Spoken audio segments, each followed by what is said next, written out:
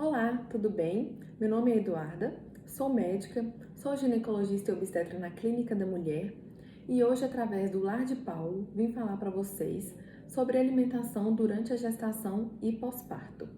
Antes disso, eu queria falar um pouco sobre o principal sintoma da mulher quando descobre que está grávida, que é o enjoo. É mais comum no período da manhã e o enjoo pode vir acompanhado ou não de vômitos. Esse enjoo é causado pelo hormônio da gravidez, o hormônio de sustentação da gravidez, que é a progesterona. Costuma diminuir depois dos 3 primeiros meses da gestação, mas algumas pacientes vão ter essas queixas durante toda a gestação. As pacientes que têm enjoo acompanhados de vômitos deverão ficar atentas à perda de peso, que é um sinal de alerta para que ela procure o seu médico para ter o melhor atendimento. Algumas recomendações podem ser úteis para que amenize esses sintomas, e elas são: durante o período da manhã, tentar evitar de escovar os dentes em jejum, sempre se alimentar de 3 em 3 horas para que evite mal-estar, e é importante que a gestante tenha uma dieta equilibrada e variada, priorizando a qualidade dos alimentos e não a quantidade.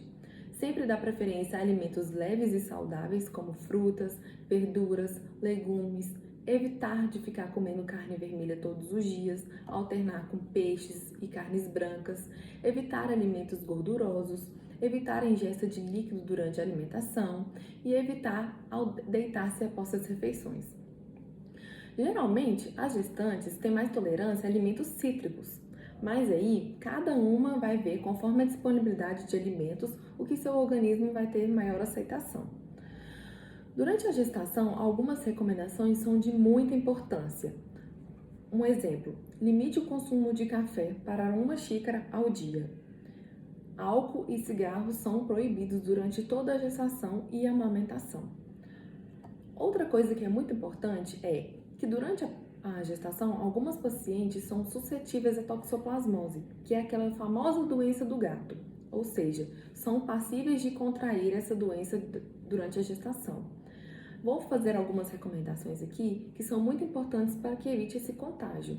Então, não ingerir carnes cruas e mal cozidas, evitar comidas enlatadas, a água que você está bebendo e está lavando as suas comidas deve ser tratada ou fervida, sempre usar luvas ao manipular carnes cruas, verduras e frutas, lavar as frutas e verduras adequadamente, não utilizar a mesma faca para cortar carne e outras frutas e verduras, evitar o contato com qualquer material que possa estar contaminado com as fezes de gato. Ou seja, não é para jogar o gatinho fora, é só para ter esses cuidados para que não tenha a toxoplasmose. Gente, manter uma alimentação saudável é muito importante, por risco de ganho de peso excessivo e diabetes gestacional. Geralmente, a gente calcula uma média de ganho de peso para cada paciente de acordo com o IMC, que é calculado no primeiro dia de consulta de pré-natal. Como que é calculado esse IMC? A gente pega o peso da paciente no primeiro dia da consulta e divide pela altura ao quadrado. E aí a gente vai ter um resultado. Esse resultado, a gente vai definir quanto aquela paciente deverá ganhar de peso durante toda a gestação. As pacientes com IMC abaixo de 18 são pacientes com baixo peso. Então, elas deverão ter um ganho de peso em média de 12 a 18 quilos durante toda a gestação. Pacientes com IMC entre 19 e 25 são de peso normal e seu ganho de peso deverá ser de 11 a 16 quilos durante toda a gestação. Pacientes com IMC de 25 a 29 são consideradas com sobrepeso e o ideal é que o ganho de peso seja de 7 a 11 quilos. As pacientes com IMC acima de 29 já são consideradas com obesidade e o ganho de peso deverá ser o mínimo possível, sendo entre 5 a 9 quilos. Isso não é uma regra, é uma tabela que a gente usa para ter uma referência que se aquela paciente está tendo ganho de peso adequado ou não, ou se ela está tendo ganho de peso excessivo durante a gestação. Esse ganho de peso irá influenciar em uma das principais doenças, que é o diabetes gestacional. O diabetes gestacional é aquele diabetes que ocorre em pacientes que eram previamente saudáveis e por uma desordem hormonal e geralmente alimentar ocorre uma elevação da glicose no sangue.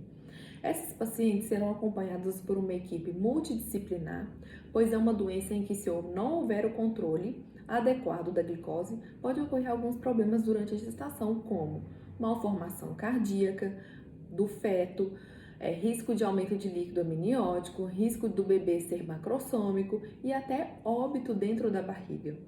Além do que, as mães com diabetes gestacional terão maior chance de desenvolver pré-eclâmpsia durante a gestação e no pós-parto, e aquela mãe que teve diabetes gestacional poderá ter diabetes depois que acaba a gestação também. O controle da glicemia é feito através da dieta e exercício, quando possível, claro, sendo verificado através da medida da glicose, que é aquele furinho no dedo que a gente faz 3 vezes no dia inicialmente. Se a paciente tiver um controle de glicose adequado, o médico poderá diminuir para 2 medidas no dia. Se não controlada a diabetes gestacional, a paciente poderá usar algumas medicações como insulina para ter o controle da glicose. Então é muito importante que tenha esse controle.